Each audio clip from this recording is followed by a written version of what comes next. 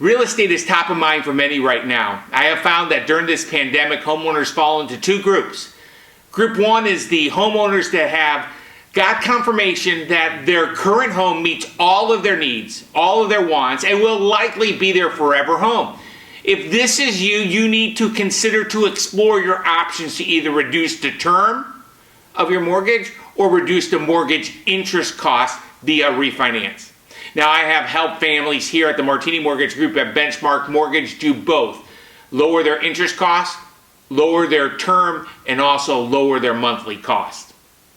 The second group are homeowners that now, during this pandemic, have received some confirmation that their current home does not meet the needs and wants of their family today, or their home does not meet the needs or wants of their family in the future. They know they have to move. They know they need to move, but believe it will be too tricky or complicated to do. Believe it or not, there are a ton of people that fall into group one. That is, their home is perfect. There are also a ton of people that fall into group two. Their home does not right now or in the future meet their needs and wants. Sadly, the second group of people are not taking action for this or that reason. This special episode of the Martini Mortgage Podcast has a special guest that has a wealth of real estate knowledge and extensive experience in helping people during this pandemic. Her name is Lisa Quin with the Quin Realty Group. Episode 112 of the Martini Mortgage Podcast, I'm calling the top stressors of selling during a pandemic. This is the Martini Mortgage Podcast with Kevin Martini. Oh my gosh, today I am just super excited. I have for the second time the opportunity to have Lisa Quin in the house with Quin Realty Group based in Cary, North Carolina. Cary, North Carolina. And Lisa, I got a lot to chit-chat about you because today I need you to know there's a lot going on. Amen. And I just want to kind of dive deep into it turbo fast real quick. I got about half a dozen or so questions, and I'm just honored that you're here with us, and let's just dive in. You got it. So, with a lot of the families that I work with, and I'm sure a lot of the families you work with as well, the house, the home that they live in is their biggest asset of their life. Yes. It's also their biggest liability of their life. Now, you're based in Cary, I'm based in Raleigh, however, we all serve the entire triangle. And one of the things that's top of mind around pretty much all my clients that I work with, and probably you as well, is how is the real estate market working in a post or during pandemic world? Wow. The last few months, Kevin, have been amazing on a lot of different levels. The bottom line is, for real estate in our local market, the combination of low interest rates and amazing housing opportunities in the area has created an incredible market for both buyers and for sellers.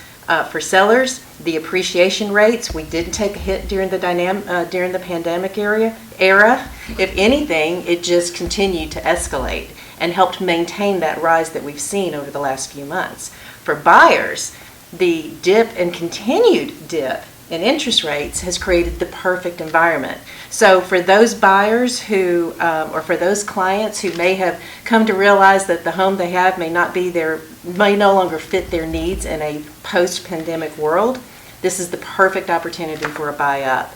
And for sellers who are looking for an opportunity to maybe downsize or go into a different area, this is also a great opportunity for that as well. Now, there's some challenges that go along with it, but that's where you and I come into play to help work through those. Beautiful.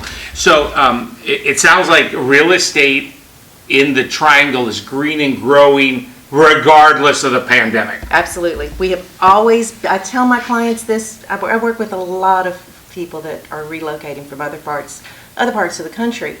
And one thing that we are incredibly blessed with in this area is that we are so insulated from some of the impacts, economic impacts, pandemic impacts in other parts of the country. And honestly, I think it's the perfect combination of having a strong economy due to being in the capital city, our proximity to RTP, as well as the insulatory effect of being surrounded by 3 amazing universities in the Triangle. We've never had huge spikes. We've never ever had huge depreciation. We've maintained a constant, steady increase, and it makes for a very safe investment. Yeah, so I think that, please understand, I don't practice real estate, but I think that it's kind of like the old adage or story, the tortoise and the hare. Mm-hmm. The triangle has never been the rocket ship up in appreciation, right. but it's never been the rocket ship down in depreciation as well. Right. We've been always the tortoise, just little gradual gains up and down and things of that nature. Mm-hmm. You know, I have found, and you're going to laugh at this, I promise you, I have found that there are 2 types of people out there that own homes today. Okay. I have found there's grouping number 1, that the pandemic has amplified that they are living in the right place to call home. Mm-hmm. It is their forever home. Mm-hmm. And for those people that if it is actually their forever home, it is smart, it is required they explore their options to refinance. Exactly. Then I also think there's a second group of homeowners out there that have found that the pandemic, how do you say, their home has not performed well for their family during the pandemic. Well, the dynamics change. The dynamics change. Yeah. And now as we're going into a different world with a lot of remote working and homeschooling and things of that nature, if somebody falls into that ladder, their home, maybe today, but most likely not in the near future, will meet their needs, or clearly does not meet their needs, is it the wrong time to actually sell? Oh, no. Okay. If there's one challenge that we have in the market right now, it is with a lack of inventory. There's tremendous buyer pressure out there. So there truly, it's an overused phrase, I think, but there truly has never been a better time to capitalize on the appreciation that we see. It's supply and demand. And if you're a seller and if you have a commodity to sell, now is the time to take advantage of that. And also, I read a report about Wake County that the medium priced house is about $315,000, $316,000. That's probably right. And the anticipated cumulative appreciation over the next 5 years is actually anticipated to be over 20%. So that medium priced home is probably going to be about $370,000. So if you're thinking of upgrading, buy while the houses are on sale right now with some epic mortgage rates. Right. You know, I was wondering if I happen to live in my forever home. I'm just, because it's one story as I'm getting older, need that one story. But one of the things that I think that I would personally have a concern with, and maybe I'm alone with this, but you talk and touch and feel a lot of people.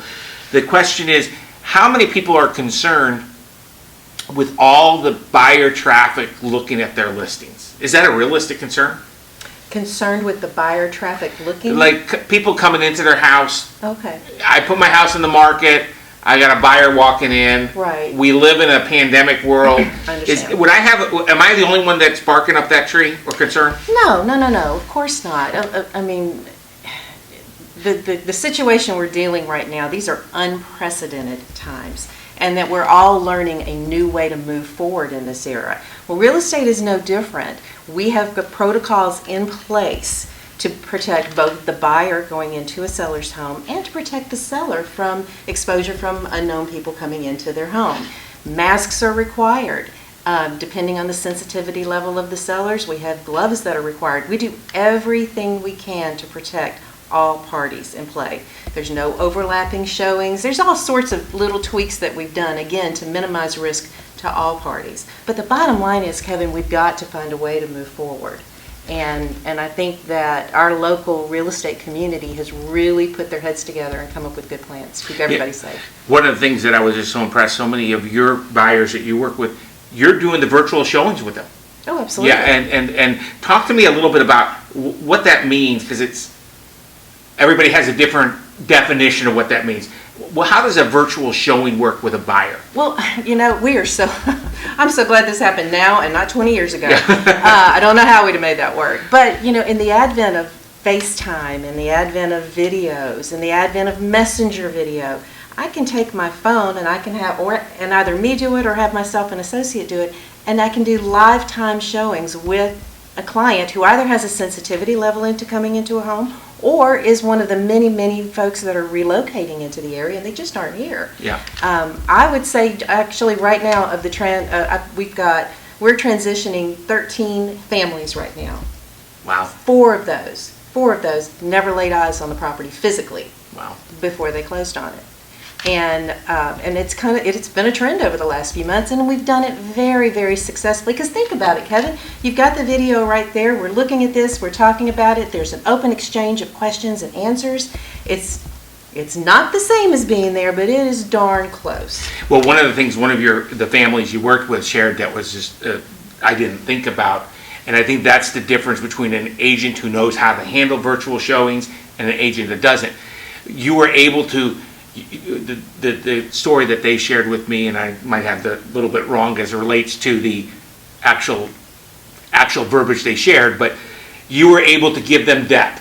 Look at the opening of this door. It's actually a 12-foot opening to the door. It's not just a 9-foot door. Mm-hmm. Look at the crown molding. It gave those attention to details, just as if you were walking through them with the house and previewing it itself. Absolutely. Now, if I was a home seller, I'm not, because again, I'm in my forever home. And if you're in your forever home, the one thing you need to do is think about refinancing. But how do you say this? One of the concerns I would have, and maybe this is just me, so I don't know. You tell me. One of the concerns that I have is that will the house sell at my desired price? Mm-hmm. And will the house sell in my desired timeline? Would I be the only one that would ever have that concern? I think every seller has that concern, right? We're not selling unless we're looking to get to another destination. Right. And so that's a puzzle piece that has to be put together pretty carefully. But that's where the services of a professional realtor come into play. Because the demand for homes that are priced right and in the proper condition in this market is so great, we have a much, the cards are a little bit on the seller side to dictate those terms, and buyers are willing to work with it if it is the right house, again, positioned properly. So we have not had a challenge so far meeting the right move date deadlines, accommodating all those factors into place. And pricing is pricing. Look, there's several factors that go into pricing a home. I've been doing this for a long time now. But still a young lady. I started when I was 2. Yes. And so, but there are a lot of factors that go into it, but we know what we're doing. And as long as you price it correctly to really take advantage of that sweet spot in the market, we are able to position the house so that there is a tremendous demand, which helps us dictate the terms on behalf of the seller. That's just what we do. Going back, if I was a seller, I would be concerned listing my house. What if I don't get the price I want? Does anybody else have that feeling? What if I don't? Well, I'm sure that's a certain degree of uncertainty anytime you put a house on the market, right? We go into it with a sense of expectation based on knowledge, but a sense of a little, what if it doesn't work? The bottom line is, the seller is the owner of the house. This thing isn't going to sell unless you agree to the terms. It's not like I'm going to pull it out from underneath you. My job is to give you all the facts that you need to have a good understanding of the market that we're working with and what the possibilities are going to be in terms of purchase price, both from an appraisal standpoint as well as from a market attractiveness standpoint, right? Securing the right buyer. So armed with all that information, you kind of have a sense of expectation going into it. And we come to an agreement of what that's going to look like in the beginning. So even before we list the house, most likely. Well, of course, absolutely. So we would, not putting words in your mouth, I would already know what that minimum is. Yes. In theory. Does that make sense? Yes. Fantastic. I've heard stories that contracts don't close. That would be an anxiety that I would have. I would put my family through the showings. Oh no, I would get through the contract negotiations of multiple offers. I would then be under contract, and is it realistic that the transaction would not close? Things happen. It certainly could. I'm not going to say it could never happen, but I think it's one of the things that we really, really highlight is vetting. If I'm working with a seller, we are vetting those buyer candidates very, very hard. We know what their financing situation is. We know what their motivation is. I work very tightly with I've been doing this for a while. I have a lot of relationships with some incredible realtors in this market. So we're in a position to be able to work hand in hand with that. Nobody wants a deal to fall apart. Usually the things that can cause something like that to happen, I mean, it's very, very rare if you've done your job in the beginning. It's just going to be something that's unexpected.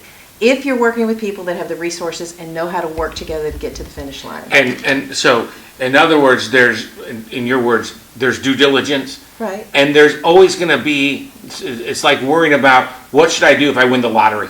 I mean, so it could happen. It's possible, but not necessarily probable. Right. Right now, you've been in the real estate business 17 years? 22. 22 years. 22. And originally from the Louisiana. Yes. The Bayou. Yes. Bayou? Yeah. Bayou. We'll call it the Bayou. Good job. What are you doing differently today in a pandemic world? Even though you had all this playbook of that you practiced for 22 years before, what has changed? What have you been doing differently that maybe not everybody in this industry is doing today because of the pandemic? To help more sellers meet more buyers and for more buyers to meet more sellers. What am I doing differently? Well, over and above the safety protocols that we've already talked about, right? Honestly, Kevin, I always put a great deal of emphasis on the pre-marketing and how it's presented online. What does that mean? So before a house ever goes on the market, before it's available for showings, right? We've got a period in there that we can advertise these properties. We advertise them online. We advertise them to other agents in the market who are working with buyers that might be looking for a house like that. We advertise it via Google to buyers that may be looking in avenues other than like Realtor.com or Zillow or one of those. But we push all of that out. I mean, understand, our job is to get as many eyes on that property as we possibly can. Right. And to create demand before it actually is available for showings. Because if you're able to do that, the first few days, that first week on the market, is the most critical time period. So what we try to do is to create enough demand so that when the floodgates, if you will, are open, everybody's looking at it. Everybody wants it. That's what creates the dynamic of multiple offers, which helps us secure the right terms for our seller. Now, we always did that before. If anything, we just even take it on a much greater level. Well, I think that what the pandemic has taught us, I believe that pandemic has actually moved real estate forward. We are now becoming a digital. The buzz has more reach for those pre-marketing strategies and things of that nature. Yep. And the virtual showing is not going away. I think it's just going to be multiplying and things of that nature. You know, Lisa, I want to say thank you very much for the time that you've shared today, because I know how busy you are. I think you have a ton closing this week and things of that nature. But I know we covered a lot, but is there anything that you think that we should communicate to somebody who's thinking about selling, somebody who's thinking about upgrading, somebody who's thinking about downgrading? Oh, by the way, downgrading does not mean, downsizing does not mean downgrading. Right. So is there something that you think in closing that you would share to somebody who's thinking about buying, or somebody who's thinking about selling because their house doesn't meet their long-term needs or things of that nature? I would say this. If your situation is that you're contemplating, even remotely thinking about making a change, if your current home is not suiting your needs on any level, reach out and talk to a local real estate professional. Knowledge is power. Let them tell you what you could reasonably expect if you should try to sell your home, and what your options are as far as the next steps when you do sell your home. So once you have all of that information, that's going to give you the clarity you need to move forward or not, right? Until then, just looking online here and there, you don't get the complete picture. You really, really, really need to talk to someone who's in the trenches and knows how to navigate that process for you. If you are a buyer, don't wait. Interest rates right now, oh my God, I've just never... I've never seen anything like it. I've got clients closing at 2 point. You closed somebody at 2.6 last week. Yeah. It's amazing. It's free money out there, practically. So what that means for a buyer is your entry level, you're able to buy a much more expensive house than I think you even realize you are. So for a buyer, I'm going to tell you your first step is to talk to somebody like you. Thank you. Because what that's going to give them are the data points that someone like me needs in order to help them, right? Right. We know what the price point is. If we know what the price point and we know what their needs are, those two things together, I can show them what their opportunities are, and then they've got the data points they need to make a good decision. Don't wait. Get the information now. Yeah, I think it should always be loan first, home second, because once you get clarity, and I want to piggyback on that, there are several families that I have firsthand confirmation their house was not meeting their needs. Some of those clients had one of our clients together. Oh, wow. Let me just tell you this. Because of pets, because of family, wow, we just could not show that house at all. Let me just tell you. You have to walk through the Cheetos just so you know to go and see this house.